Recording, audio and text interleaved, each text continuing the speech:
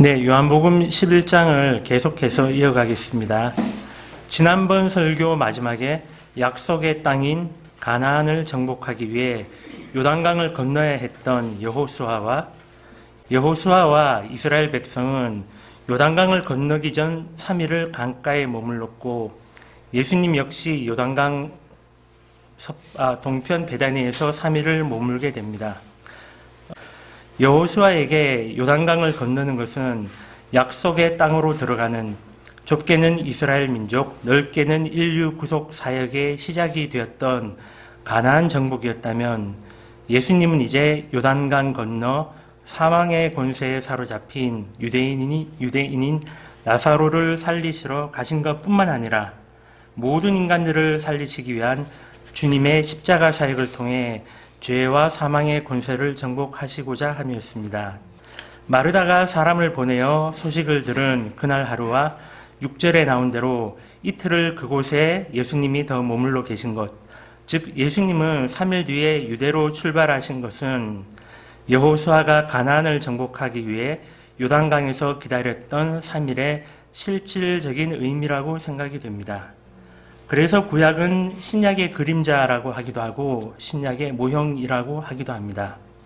또 이러한 이유로 7절에 예수님은 베다니로 가자 또는 나사로에게 가자라고 하지 않으시고 유대로 가자고 하셨고, 18절에는 베다니는 예루살렘에서 가까운 곳이라고 하신 이유도 단순히 나사로를 살려주러 가신다는 이유가 있는 것뿐만 아니라 더 큰 목적인 우리를 구원하기 위하여 고난을 당하시고 죽으시고 부활하시기 위해 유대로 가시고 예루살렘으로 가신다는 것입니다. 그래서 이 길로 예루살렘까지 가셔서 우리 죄를 위해 고난 당하시고 십자가에 못 박히시고 부활하셔서 구원의 사역을 이루시게 됩니다. 8절에서 16절을 보시면 10장에서 유대에서 유대인들이 예수님을 돌로 치려 했기 때문에 신상의 위협을 느낀 제자들은 다시 유대로 가자고 하신 말씀에 어찌 되었든 안 가려고 하는 말들을 볼 수가 있습니다. 나사로가 잠자는도다, 깨우러 가자 그러니까 이제 잠자면 좋아질 것입니다. 그렇게 얘기하죠, 그죠? 어떻게든 안 가려고 합니다. 그리고 예수님을 따라가고자 한 제자 한 명 도마 역시 기쁜 마음으로 순종한 표현이 아니라 비관적인 말투를 하는 것을 볼 수가 있습니다. 뭐라 했습니까? 우리도 주와 함께 죽으러 가자. 우리도 주와 함께 죽으러 가자. 이 말만 떼놓고 보면 엄청난 믿음의 고백 같아 보이지 않습니까? 하지만 성경을 읽을 때는 앞뒤 좌우 상황을 봐야 되고, 이 말 역시 앞뒤 좌우 상황을 보면 그렇지 않음을 알 수가 있습니다. 그래서 성경을 읽을 때 그 배경을 알고 읽는 것은 중요한 일입니다. 이제 서편 베다니로 출발하시기 전에 예수님은 나사로가 죽었음을 14절에서 분명하게 말씀하십니다. 요단강 동편 베다니에서 서편 베다니까지는 대략 30km 거리이므로 이동에 하루 걸리기 때문에 17절에 나사로가 죽은 지 나흘이 되었다는 말에서 마르다가 예수님에게 사람을 보낸 지 얼마 되지 않아서 나사로가 죽었음을 알 수가 있습니다. 아까 말씀드린 대로 성경을 읽을 때 배경을 알고 읽는 것이 중요하기에 이제 11장 중반부터 당시 1세기경 유대인의 장례 문화에 대해 알고 읽으시면 11장뿐만 아니라 다른 복음서의 기록을 생각할 때도 도움이 되기에 몇 가지를 소개해 보고자 합니다. 근데 이것은 장례식뿐만 아니라 당시 갈릴리 지방의 결혼식이 어떻게 진행했었나에 대해서도 언젠가 소개를 드리겠습니다. 예수님이 신랑과 신부의 비유를 든 말씀들이 많은데 유대인들은 이게 무슨 말인지 사실은 알아들을 수 있는 비유였습니다. 왜냐하면 그 당시 결혼식, 예수님 하신 말씀이 그 당시에 갈릴리에서 했던 그 결혼식 풍습과 비슷하게 말씀을 하셨거든요. 한 가지 예를 들면 당시에는 약혼식을 하고 신랑이 다시 신부에게 와서 결혼식을 하는 날짜는 신랑 아버지만이 언제 다시 가시는지 알고 있었습니다. 그래서 예수님도 언제 오실지 하나님 아버지 많이 아신다고 하실 때 유대인들은 바로 이게 무슨 말인지 바로 이해를 했습니다. 이것은 또한 예수님이 유대인들에게 그런 풍습이 있어서 그렇게 말씀하셨다기보다는 유대인들은 이스라엘 민족은 하나님의 구속 사역에 선택을 받은 민족이라서 그런지 자신들이 살아오면서 형성되었던 풍습들이 사실은 자신들도 모르게 하나님의 일들을 위해 준비하고 있었다고 봐야 됩니다. 이스라엘의 역사를 보면 그러한 일들이 많이 나옵니다. 자신들도 몰랐지만 하나님의 일들을 위해서 일들이 준비되고 있었던 것입니다. 머지않아 언젠가는 그들이 예수님이 누구셨는지 깨닫고 마지막 때에 계시록에 예언이 된 대로 유대 민족들은 하나님께 쓰임을 받을 것입니다. 이제 다시 돌아와서 당시 유대인의 장례 문화에 대해서 이야기해 보자면 각 나라 민족마다 살고 있던 배경이나 환경 또는 가치관이나 문화적인 이유로 장례 문화는 조금씩 다 다르게 형성되어 있었습니다. 기본적으로 유대인들은 화장을 금하였습니다. 그리고 성경 말씀대로 사람이 죽으면 당일에 바로 장례를 치루었습니다. 신명기 21장 23절 보시면 그의 몸을 밤새도록 나무 위에 두지 말고 반드시 그날에 그를 묻어서 사도행전 5장 6절 이것은 아나니아와 삽비라 사건입니다. 아나니아가 죽자 젊은 사람들이 일어나 그를 싸서 들고 나가 묻으니라. 바로 당일에 묻었습니다. 이것은 중동 지방의 무더운 기후가 시신을 빨리 부패하게 만드는 원인도 있어서 하나님이 그렇게 말씀하셨을 것이라고도 생각을 합니다. 또한 당시 유대인들의 문화적 전통에 따르면 이런 것은 우리가 신라 시대나 고구려 시대에 그러한 문화가 있었다는 것이 기록되어 있던 것처럼 유대인들의 역사에 보면은 당시 유대인들의 문화적 전통에 따르면 그 당시 사람이 할 수 있는 가장 귀한 선행 중 하나는 장례를 돕는 일이라고 하였습니다. 왜냐하면 죽은 사람의 장례를 돕는 일은 보상을 바랄 수 없는 일로 여겨졌고 보상이 없기에 마치 자원봉사 같은 선행으로 보상이 있으면 이게 선행이 아니죠. 그죠? 즉 장사를 돕고 장례를 도우는 일은 유대인들에게 가장 아름다운 선행으로 사회적으로 인정을 받았던 당시였습니다. 특히 시신을 운반하거나 매장을 돕는 일은 그 중에서 가장 으뜸으로 여겼던 일이라고 되어 있습니다. 그래서 저는 그동안 늘 요한복음 11장 41절에 왜 사람들이 돌을 옮기라고 했을 때 순순히 돌을 옮겼을까 하는 것에 대한 의문이 있었습니다. 저는 맡아보지는 않았지만 시체 썩는 냄새는 상상을 초월한다고 합니다. 그러한 상상을 초월하는 시체가 썩는 냄새, 그러한 역겨운 냄새를 맡으면서 무거운 돌을 이렇게 옮겨야 되는데, 그리고 그 당시 모여 있었던 사람들은 나사로가 다시 살아날 것이라는 믿음으로 한 행동도 더구나 아니지 않습니까? 그런데 왜 옮기는데 협조를 했을까 하는 저의 의문이 이 역사와 이 문화를 공부를 하니까 바로 알게 되었습니다. 이웃의 장례를 돕는 일이 가장 귀한 선행이었다는 당시의 문화를 알고 나자 이게 어느 정도 해소가 되었습니다. 또 성경을 보시면은 며칠이 지나도록 동네 사람들이 초상집에 계속 관심을 가지고 머물러 있었다는 것도 이 이유 때문이었을 겁니다. 이런 이유인지는 모르겠지만 동네에서 사람이 죽으면 온 동네 사람들이 반드시 다 모여야만 했습니다. 이것은 오늘날까지도 이 전통이 이어져서 약간 변형되기는 했지만, 왜냐하면 이제 동네가 커졌기 때문에 이제 몇만 명이 모일 수는 없지 않습니까? 아직도 유대인들은 그 아는 사람이나 그 지역의 사람들이 죽었을 때 유대인들이 제일 먼저 하는 일은 헤브라 카디샤라고 불리는 장례위원회를 조직하는 일입니다. 이것은 영어로 하자면 Holy Brotherhood, 우리말로 직역하면 거룩한 친구들이라는 뜻입니다. 이러한 장례위원회를 통해서 유대인들의 장례식은 전통적으로 계속 유지된다고 합니다. 그리고 당시 애도 기간은 우리나라는 요즘 3일장을 하죠, 그죠? 근데 당시의 애도 기간은 쉬부아라고 불리는 7일 동안이었습니다. 이 쉬부아가 죄송합니다. 이게 욕같이 들리지만 욕은 아닙니다. 이 사실 쉬부아가 히브리 언어를 찾아보니까 7이라는 뜻입니다. 뭐 대단한 의미는 아니고 그냥 1, 2, 3 하듯이 7은 쉬부아 이렇게 했습니다. 이 애도 기간 7일 동안에 슬피 울며 통곡을 하며 애도를 하였습니다. 그래서 31절에 보면 당시 장례 문화를 이렇게 보여주고 있습니다. 그때에 마리아와 함께 집에 있으면서 그녀를 위로하던 유대인들은 그녀가 급히 일어나 나가는 것을 보고 그녀가 무덤에서 슬피 울려고 무덤에 간다 하며 그녀를 따라가니라. 당시에 통곡은 주로 여인들이 맡았고 이 통곡 소리가 크면 클수록 그 집안의 명예가 올라가는 일이었다고 합니다.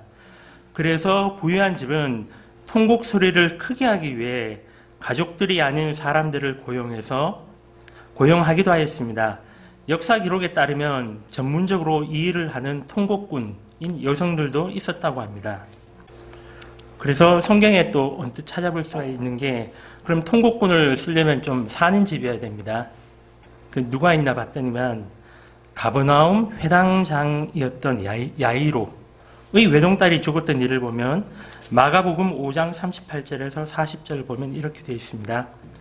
회당의 치리자의 집, 그러니까 야이로죠. 치리자의 집에 가서 소란한 것과 슬피 울며 크게 통곡하는 자들을 보시고 들어가서 그들에게 이르시되 너희가 어찌하여 이렇게 떠들며 슬피 우느냐? 그 소녀는 죽지 않았고 잔다 하시니 그들이 그분을 비웃더라. 소란한 것과 크게 통곡하는 자들.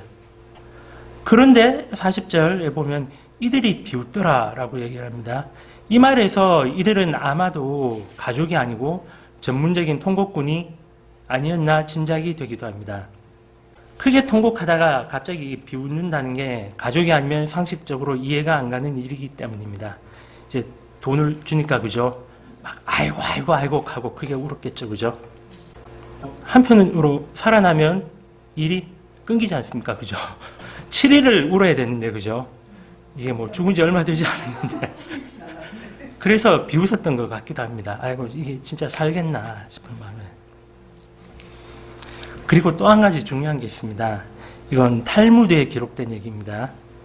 BC 1세기 초부터 AD 2세기 말까지 약 300년 동안 어떠한 문화가 있었냐면은 사람이 죽은 당일에 시신을 바로 땅에 매장하지 않고 동굴 속에 안치하였다가 1년 뒤에 시신이 다 부패하고 나면 뼈만 추려서 유골함에 넣는 이것을 2차 장례라고 했습니다. 1차 장례 동굴에 넣고 2차 장례는 뼈만 모아서 유골함에 넣는 2차 장례의 문화가 있었다고 합니다. 이 문화를 또 알고 나니 그동안 또 약간 이해가 안 되었던 성경 말씀이 어쩌면 이 뜻으로 해석돼야 되는 게 맞지 않나라고 생각되는 구절이 있었습니다. 이건 제 개인적인 생각이고 이게 맞을 수도 있습니다. 어쩌면 이게 제가 생각나는 것이 저도 이게 예전부터 너무 이해가 안 됐거든요.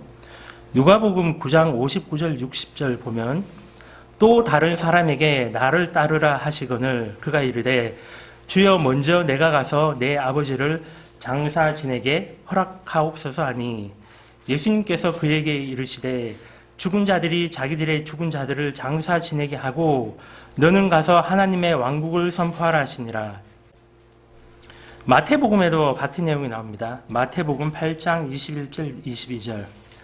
또 그분의 제자들 중에 다른 사람이 그분께 이르되 주여 먼저 내가 가서 내 아버지를 장사 지내게 허락하옵소서 하거늘 예수님께서 그에게 이르시되 나를 따르라. 또 죽은 자들이 자기들의 죽은 자들을 장사 지내게 하시니라. 이 말씀을 읽을 때 마치 예수님이 가족의 죽음보다 나를 따르는 것이 더 중요하니 가서 장례식을 하지 말고 나만 따르라 라고 생각이 될 수도 있는 구절입니다.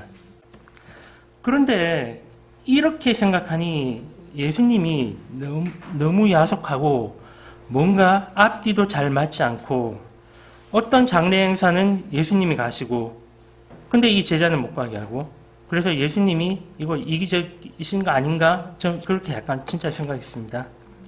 또 이렇게 자기 아버지 장례식을 포기하고 예수님을 따랐는데, 그럼 예수님을 이렇게 따라다니다 보면 이런 나사로 같은 장례식도 하지 않습니까? 그죠?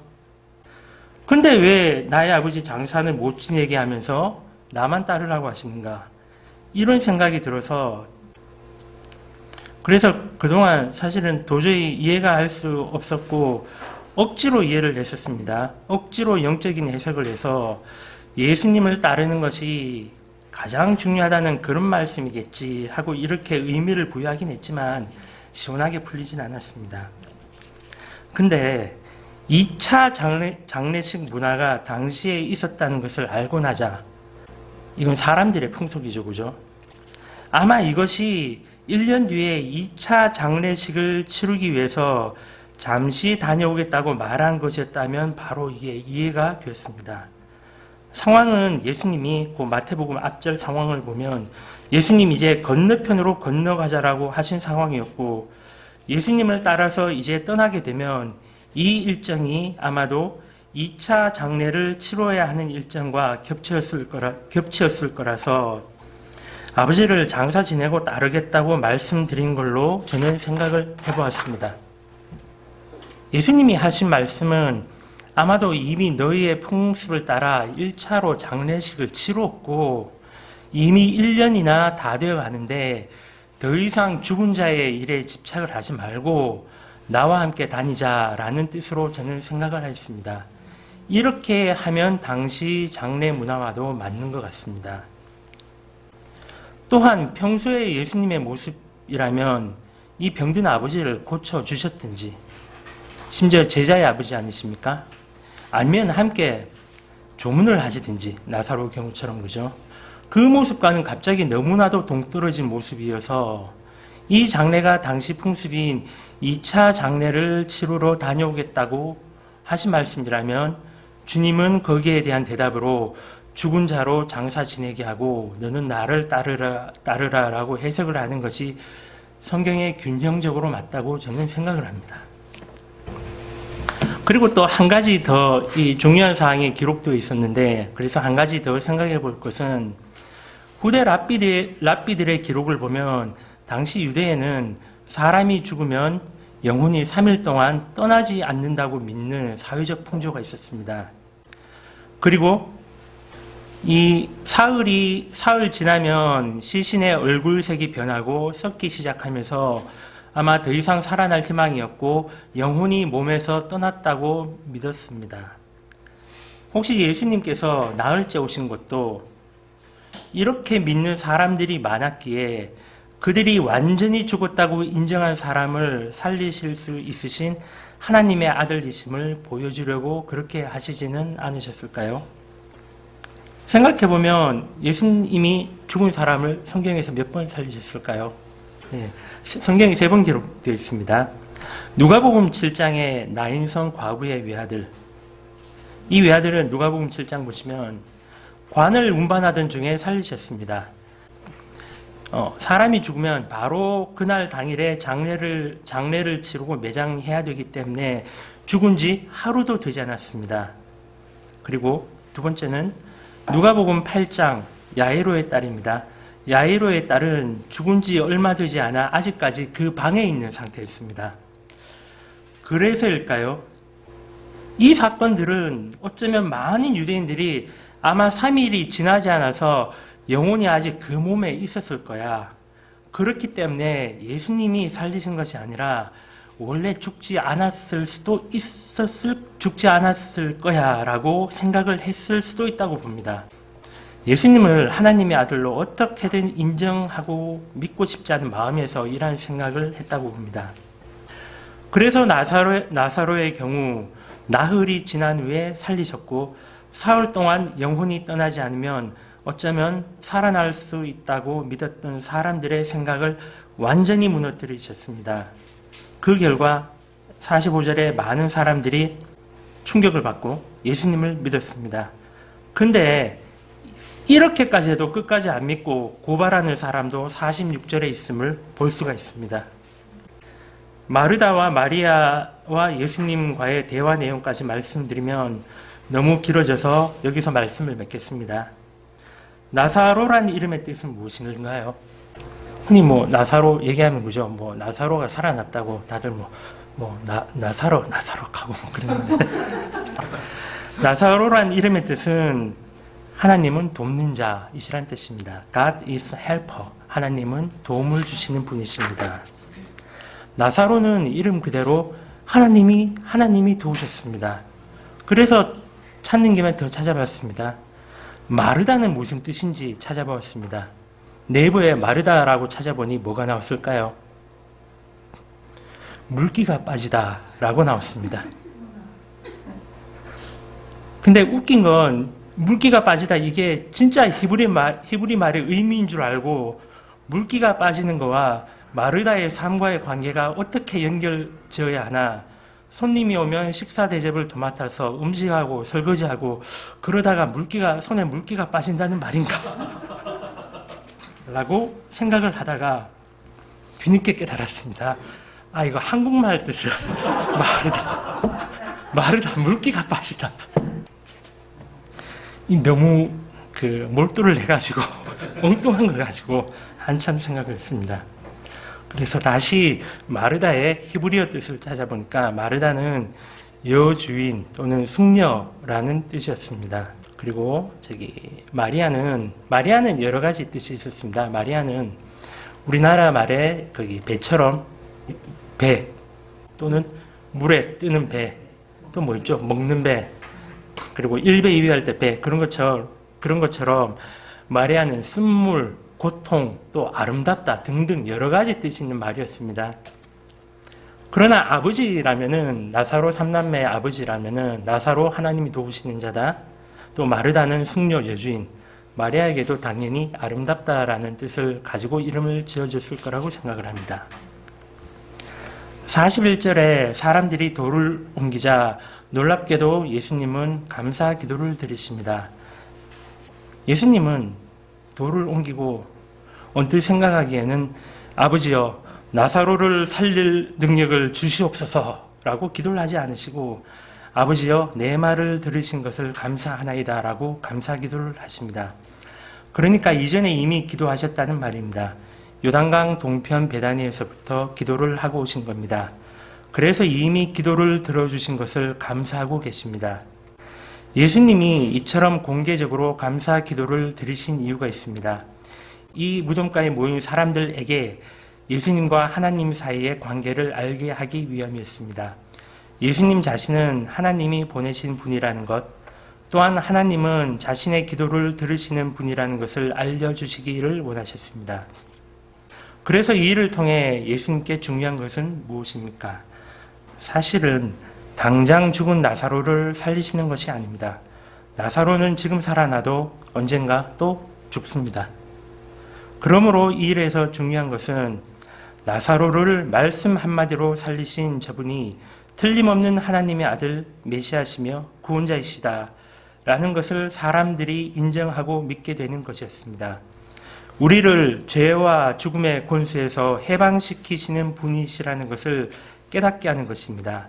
하나님이 인간이 되셔서 이 땅에 오셨다는 것입니다. 무엇 때문에?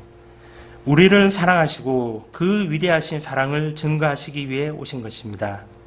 우리를 영원한 죽음에서 건지시고 살리시기 위해 이 땅에 오셔서 십자가에서 자신의 생명을 주신 예수님, 그 동기는 오직 하나, 예수님은 정말 우리를 사랑하신다는 그 사실 하나입니다. 인생의 여러 가지 상황이 와도 아까 오영재님 기도하신 것처럼 살다 보면, 그죠?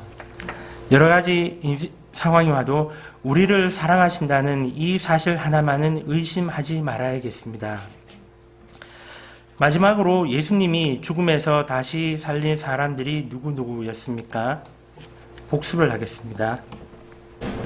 제일 먼저 아까 누구라 했죠? 나인성, 아부, 외아들. 자, 두 번째는 누구죠? 야, 이, 루의 이다 외동이더라고요. 외동딸. 그리고 세 번째 나사. 아니 미리 정답을 얘기하지 말아야 돼. 하나님께서 한국말을 하는 우리 민족에게 재밌는 것을 주셨습니다. 그죠? 이 세 명 외에 또 하나님께서 죽음에서 다시 살린 사람들 성경에 기록되어 있지 않지만 더 있습니다. 누구입니까? 오행전 얘기하셨는데 죽음에서 살리신 다른 한 사람은 나야 나. 이거 절대로 이제 안 잊으시고 외우실 수 있습니다. 그리고 저한테는 좀 재밌지만은 감동으로 다가왔습니다. 그리고 하나님께 너무 감사했습니다. 딸 아들 나 이렇게 가족 그지? 네, 그렇게도 돼요, 그죠? 딸 아들 나. 그러면 20대로 추정되고 이 몇 살 되어 있죠, 성경에? 야이로의 딸은 12살, 10대. 나사로는 뭐 한 30대로 추정되겠죠. 이분 MZ세대. 네, 그럼 제가 기도하겠습니다. 하나님 감사를 드립니다. 오늘 또 말씀을 통해서 유대인들의 장례 문화를 통해서 또 이 말씀들을 또 잘 이해할 수 있게 하여 주심을 감사를 드립니다. 아버지 하나님, 저희들 또 이번 한 주간을 살아가면서 하나님이 우리를 사랑하신다는 그 사실을 잊지 않게 하시고 어떠한 일이 있든지 간에 하나님께 감사를 드리는 이번 한 주간 되기를 또 원합니다. 아버지 하나님, 저희들의 삶을 인도해 주시고 저희들 하나님 한 분만을 구하는 이번 한 주간이 되게 인도하여 주시옵소서. 또 저희 샘물교회에서 하나님 사람들을 또 보내주시기를 또 간절히 기도를 드립니다. 저희들과 동일한 믿음을 가진 가정들을 하나님 보내주시옵소서. 저희들 기다리며 또한 기도하게 인도하여 주시옵소서. 하나님 매 저희들 모임마다 매 예배를 드릴 때마다 하나님께서 은혜와 사랑으로 이곳에 넘치도록 역사하여 주시옵소서. 하나님 오늘의 예배를 감사드립니다. 십자가에서 우리를 죽기까지 사랑하신 귀하신 예수님의 이름으로 기도하였습니다. 아멘.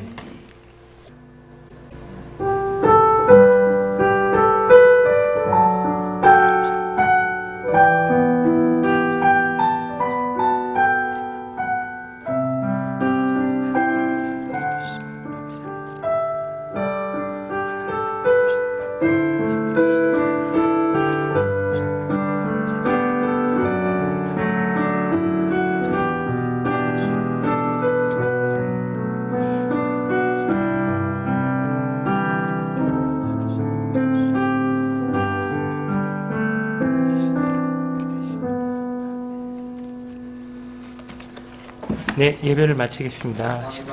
식사로 많은 교제 나누시기 바랍니다.